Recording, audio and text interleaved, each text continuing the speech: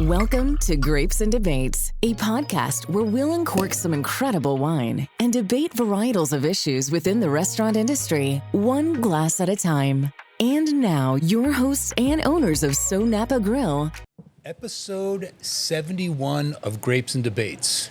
Man, we're climbing that ladder. We are. Climbing that mountain. I know. Getting close to 100. Yeah. You know, 71, and I say this, 71 weeks in a row of enjoying wine. Yeah. And I got to tell you that we have enjoyed some very, very good wine.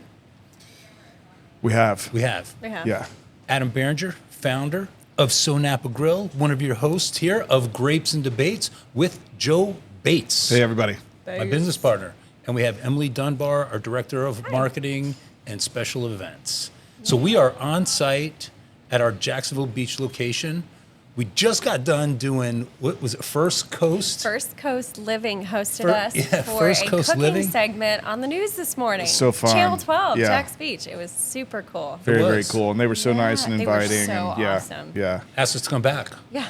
on a monthly basis. Yeah. Yes. So To do we'll see if food we and can make wine. that Love happen. That? Yeah. So excited. It was cool Yeah. to see that behind the scenes. They were bouncing around, running around, Right. that action. It's kind of like that controlled chaos Right. that we do every day, you know? It is.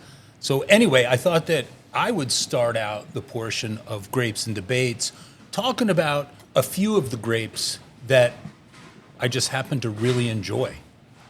Okay. So I noticed you picked out what you really enjoy. You want to show the camera there? I He think didn't even everybody pick it. knows by now, It but it picked him. yeah, that is my go-to everyday drinker. That's nice. Yeah. Not that I drink every day, just No. but yeah, the EOS Okay. is one of my favorites. And the Pinot Grigio, Right. especially, I mean, it is 95 degrees outside, It's 100% humidity. Well, I like enjoy something cold. I enjoy Yeah. a cube in my wine. You do? And so I just decided to get a few of my favorite friends. Yeah. So Ooh. Roth, Alexander Valley, we went to Roth. We had such a good time. Yeah. Met the winemaker there. Just amazing. Everyday drinker, Yep. affordable. This is just an awesome Cabernet. I enjoy that. Henry. And I love it. They just don't Henry, take yeah. themselves too seriously No, there. it's- It's the most yeah. unpretentious winery you've ever Right. been to. Adults have It was fun. the best. Adults have fun. Yep. And then what I have in my glass right now, Yeah. Taking you to church. Priest Ranch. And I Yeah. do lovingly say, it's time for church. Yes. And I will take a priest. You need to talk to the priest. That's Back it. to the Yeah. So priest. that's And that's a Napa Valley designate, that Priest Ranch. Napa Valley Yeah. designate. You know where Yeah. they source most of their fruit? What appellation in Napa? Childs Valley. Really? Yes. Okay. All Yeah. right. Yeah. And I where think did we see Childs Valley? From the top? of Chapelet. Chapelet. That's right. Yeah. Richard Hill. And then I don't need to talk about all my favorite friends over here, but we got Foley Johnson. Yeah. That's Bill Foley, also the owner of Roth. This is just a great wine. Yeah. Napa Valley Cab, right there, right in the heart of Napa Valley. Yeah. Yeah, just a beautiful cab. This is a 2021. Then we're going back to Alexander Valley. Yeah. Silver Oak. How awesome was that? It was fantastic. It was best. great. Yeah. It was great. So And that Ramada. took us through Roma. the vineyard. Ramona. Ramona. Right. Sorry, Ramona. Ramona. And the coolest yes. thing, we're walking through the vineyard. She's kind of talking and pointing, and she looks down at this little bud break down here, a little leaf that I know. and just goes boop. You know what? Somebody should have gotten that, and throws this leaf on the ground, and we But just keep she on walking. Like had that's been- the vision. Yes. Yes, she Yeah. had She been had. in Napa Valley. She said since she was 3 years old. Yeah. Sure. And she's like, when I moved here with my parents, it was all figs. Yeah. So I mean, just so cool to be around someone that watched the whole valley. Yeah. It's very, very Yes. neat. Yeah. Yeah. Hey, you got one of my old school Well, favorites. no, and then down a few we there. had this. We had this as part of the history of Napa in 6 glasses. Ghost Block. The Palissa family been farming the land there Yep. for over 120 years. Yeah. Also related to the family, Ren Harris, Paradigm. Heidi Barrett was the winemaker for him for so long, and then always loved this Frog's Leap, and that's And kind of. is that their Rutherford? I believe Yes. that this Yeah. is Yeah. yes, this is a Rutherford Rutherford. Yeah. And I got a chance to meet John and Rory Williams, just amazing people. Again, family owned, Yep. and they just put out a great product. And of course, Trefethen's also part of history of Napa.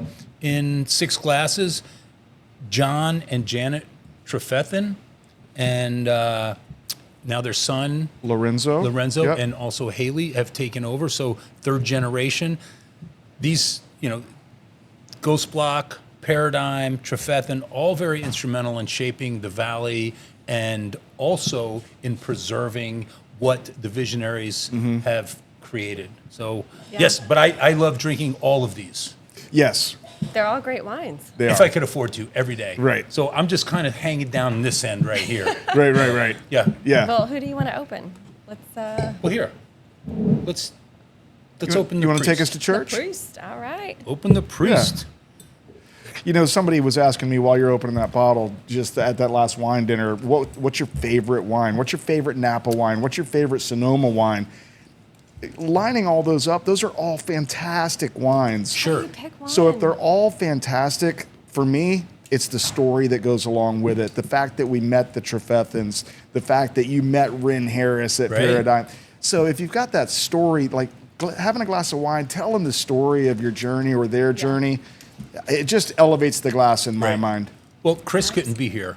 And one of the things he says, the best glass of wine for him is the one that's in his glass at the time. Yeah. But all of these are fantastic in their own way. They have little nuances that maybe make them a little bit different. But man, you got to think, how long have you been with us? Yeah, 5 years now. 5 years. Yeah. In 5 years, really don't drink any bad wine. If you're drinking No. wine from Sonoma and Napa, Yeah. That's true. No, it's good stuff. It's been an incredible journey, and I love tasting through these wines, and I love sharing them with our Yeah. families and with our Yeah. teams, With our and and with our guests. yeah, and we're getting ready to put. Trefethen is getting ready to go on the menu. We're adding. We got some really good additions to the menu.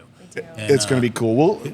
We'll get once we get closer, we'll start Sure. Yeah. sharing a little Dropping more, hints, dropping some of hints. course. But But the menu is at print, so that's No, that's a good it's step. coming. That's a But good Joe, step. now Those I know steaks- that you really like your EOS Pinot Grigio. I do. But where else do you go? I like a good Pinot Noir. Okay. Maybe to start the dinner, Okay. a lighter bodied Pinot Noir. But when I'm having wine with food or wine with dinner, I really do try to pair it with dinner. So Do if you I'm know going with a that- big fatty But ribeye, do you know that that's all bullshit? Yeah. Did it's you? it's. Were you there? I was there. Yes. Listen, it's still some guidelines for me. Yeah. If I have a Chardonnay with a steak, It's I'm what going to you enjoy. like. It's what you like. Yeah. Yes. Wine tasting is very personal. Right. But if I'm having something with a little lighter preparation, maybe a pasta with a red sauce, Pinot Noir works for me. If Right. I'm having a big fat ribeye with the estate butter melted over the top of it and all that fat, then I want a big Cabernet with some tannins that, Okay. Yeah. that help cut through that. So Yeah.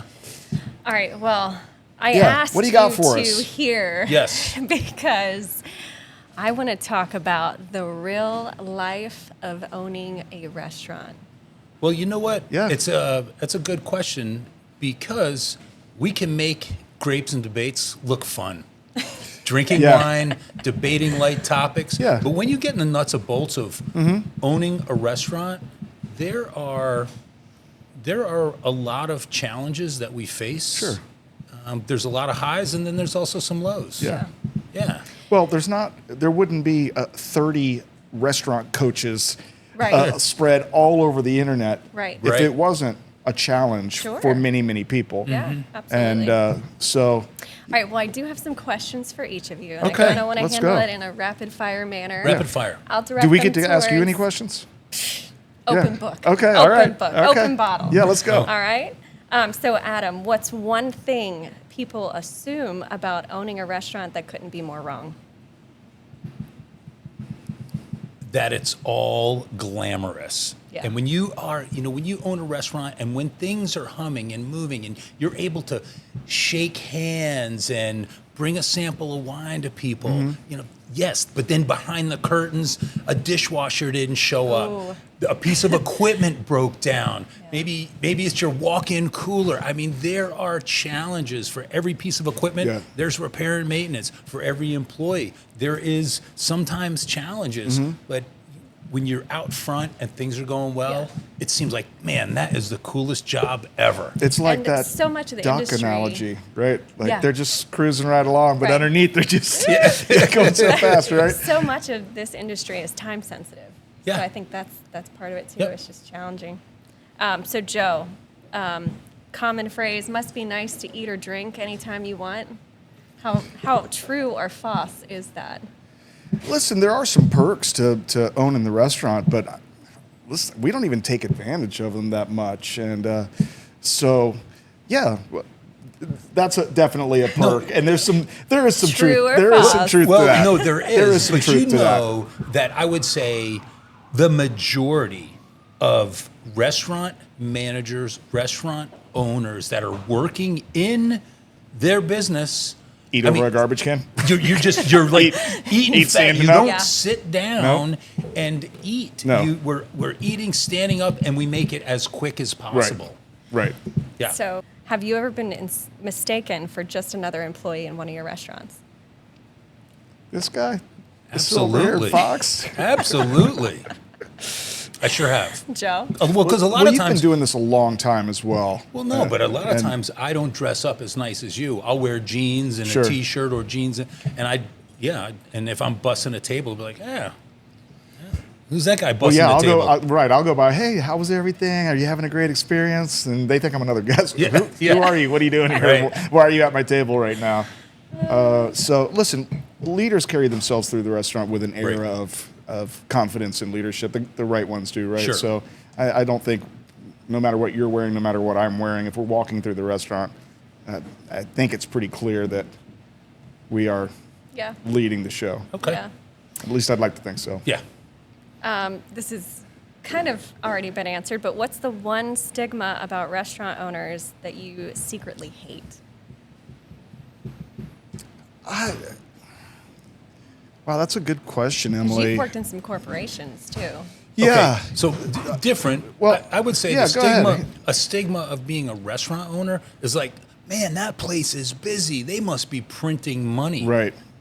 When the reality is, the national average, according to the National Restaurant Association, the national average that a restaurant makes is 3%. Yeah. 3%. That's the average. Right. The average. Yeah. There are many breaking even or even losing money. Well, and to carry on that, so stigma, I was thinking maybe from a guest perspective, but a team member's perspective, you're the GM, you're the owner, you're the manager. Yeah. Oh, this guy must be so rich, and Right, that's and the so point. and when they realize, when we're looking at the P&L, when we're looking at the numbers at the end Yeah. of the week and the month and the year, and it's 3, 5, 8. I mean, the top leaders in the industry are at 12 and Sure. 16%. Yeah. Right. So it's not a lot of money, and sometimes you'll share just little bits and pieces of that with Yeah. the team, so they know where the money's going. Yep. What do people think you do all day, and what do you actually do all day? I think they think we do this all day. They think that we This drink is 30 wine. minutes. Yes. Yeah. Well, no, in fairness, there's the preparation for the podcast.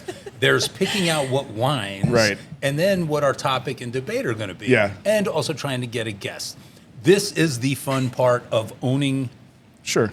SoNapa Grille. Yeah. Specializing in wines from Sonoma County and Napa Valley. Yeah. And we do have amazing food. There's a lot of behind the scenes that takes place. Yeah.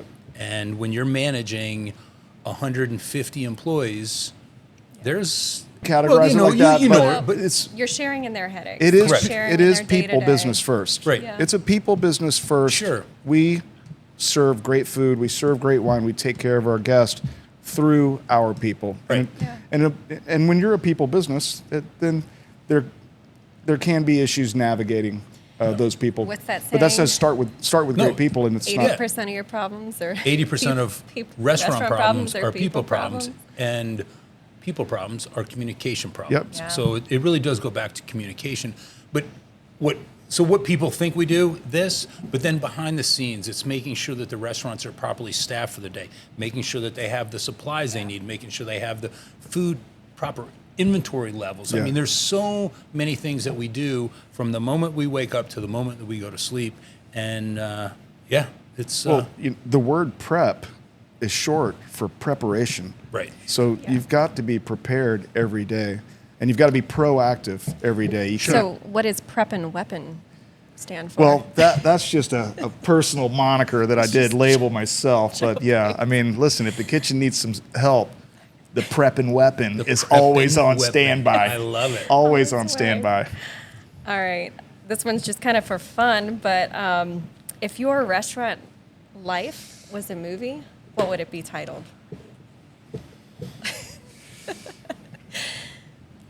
I don't know. That's a good Adam question. Barringer goes to Hollywood. Yeah. That's a good question. Prep and weapon? Yeah, I don't. Yeah, Joe I Bates, don't know. the preppin' weapon. It's been a cool journey for me. So yeah, I don't know. Joe Bates, The Journey? The path was never going to be restaurant business. Maybe that's You the know? title. Right. It was. I was in college, but I was progressing so quickly in the restaurant business, and that just kind of became the path. Plus, I Yeah. love this energy. Yeah. I can never see myself behind a desk. Mm-hmm. When everything is happening and plates are clacking and wine glasses are tinking and the kitchen is communicating and the staff is buzzing and that kind of chaos. I mean, it gives me goosebumps to think about when that. And at the end of the Controlled chaos. shift, you're like high fiving everybody and we did like every night. There's a celebration, right? So kind of on that note, that energy kind of gets me high. what Yeah. is the proudest moment you've had where you look around and you go, holy shit, I can't believe we pulled that off? Do either of you have one that comes to mind? Yeah, you know, I'm reflecting back. I mean, there's so many memories that we have. If we just had a busy weekend, or we get through New Year's Eve. Yep. But I think one of the proudest moments I had is when we were done building Ormond, and I was able to take a step back and say, man, we started with an absolute nightmare of a shell and turned it into that beautiful building. Yeah, that's a good one. Yeah, it was a good one. Yeah, I look back on some of those, crazy shifts when, Mother's Day or a Easter Sunday or one of those types of shifts, and those are proud moments. But another kind of moment that has always been a feather in my cap is mentoring people to take the next step, to take the next promotion. I've never gotten to a position where I didn't have, a hand up and then pulling somebody with me and let's get you to the next place and let's get you to the next place, and to see them go on and be leaders either in our industry or in a different industry and feel like that I had a small part of mentoring that person is another proud, that's true. proud You've moment. definitely had an impact on this industry, both of you, and I know a lot of people kind of in my realm that owe a lot to you. So you're doing that, which is awesome. Awesome. All right, last one. Let's do.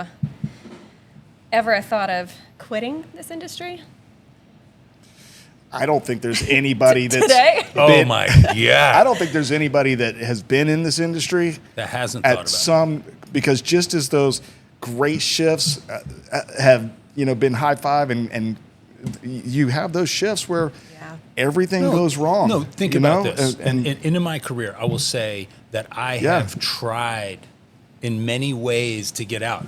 I mean, I can continue with my education, gotten a master's, a PhD. right. I didn't like teaching. It wasn't anything for me. Hey,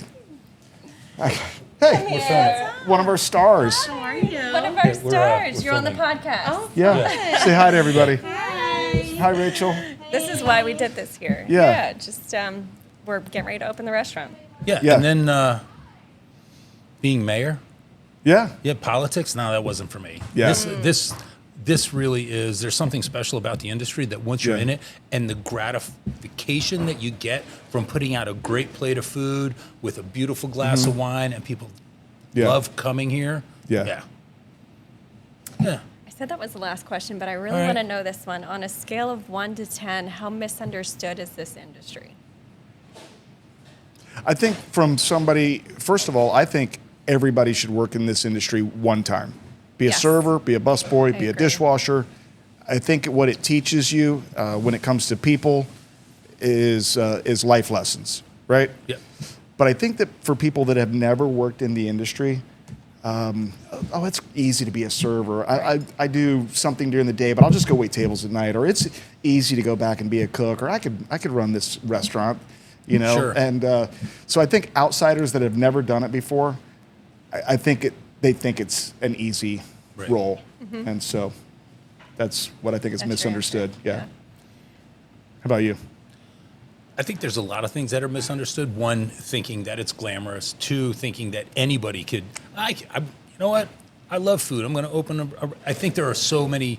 You know, once you get into it, there's so much that you have to do. You have to be so good with numbers. Yep. You have to be good with people. You have to be good with food. I mean, it helps to be handy to be able to repair equipment. Yeah. I mean, you have to be multifaceted. Yeah.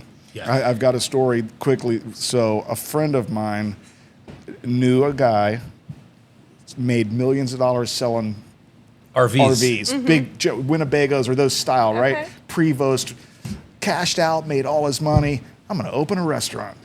Opened a restaurant, surrounded himself with some decent people, and this is what he did every day. Sat at the corner of the bar, and it was more of a medal to hang around his neck than it was to be an operator, and that's what you've got to be. And the restaurant lasted a year and a half and was gone. So, yeah, for people that I can go own a restaurant, you know, and it'll be fun. No, but I mean, and people should follow their dreams no matter what it is. Sure. Which, you know, it's not as easy as it may seem on the surface. Right, it's not. I think the biggest stigma that I've seen in the service industry is that this is a stepping stone. And No, that's good though. I would it could be say a step. It should can be a stepping stone, but it can also be an amazing career. And myself, Sean, there's people in our company that I think it's a great example of find what fits for you. You can find that path to it being a career if you're passionate about it. I'm passionate about this industry. Yeah.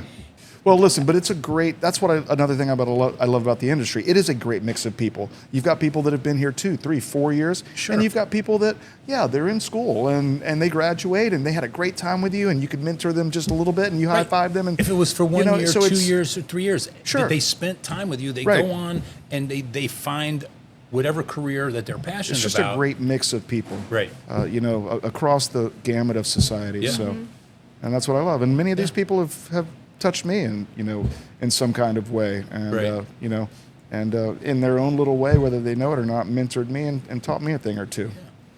So, Nice. Cool, good questions. Yeah. You got any for her? Fun. Throw one at her. I got nothing. You got nothing? I got nothing. Nothing. I got nothing. Nothing. Well, was we fun, appreciate it. guys. That was fun. Yeah. Yeah, Thanks thanks. for being good sports. Yeah, well, we love it. Taste. Well, Toast. you need a You listen. You got a we've splash? got to work. We've got to Got work. We a do. splash. All right, Here, that's just good. a splash. All right. taste toast together, my Cheers. friends. Hey, wine lovers. Adam Barringer here, host of Grapes and Debates and founder of SoNapa Grille. We're proud to introduce a bold new addition coming to our wine list. Bonanza Lot 1, The Vinekeeper. This is a Napa Valley Cabernet crafted by the legendary Camus Vineyards. Join us Member Monday, this August 18th. Use code word The Vinekeeper for a complimentary sample pour. This is going to be the perfect pairing with a taste of Chef Sean's new meatball recipe, which is going to be featured on our updated happy hour menu. Come raise a glass and experience wine country with us. Taste, toast together.